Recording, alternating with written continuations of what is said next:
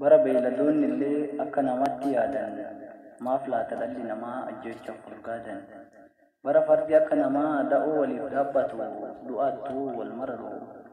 dhala namaa jedhamuun warri isa yaabbatu maaf jiraa wal dararu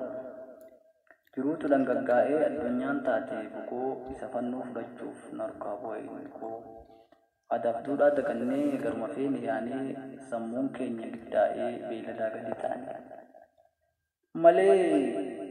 qomoon koo inni durii qomoon koo inni qaataa ofirra wal jaalata lubbuu isaa waliif laata gudaanni isaa Harargee Wallaggaa dhukkubsata dhibee Oromoo Walloo Booranaa dhukkubsata dhimmi Arsiif Baalee kan hidhuu fi Jimmaa kallattii afraniinuu Oromoo hundaaf dhimma waa'ee Oromoo Shawaa Baddalleetu baafata gumaa Oromoo Gujii Matakkaltu baafata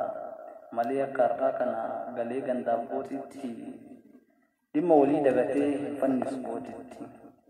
nus daandii jaraa malee akka har'aan hin baasu adaraa yaa Oromoo waliif qabaadhaa naasu gammachuu waliif gadda waliif sirbinee ormatti kooluun gallu aanaa keenya jibbinee nu bara qaama tokko miilaatti hanga mormaa kutaaf amantaan qoodnee waliif hin taanu orma namuu hunda loonii obbolaa keenya nyaachuuf hin qarannu albee loonii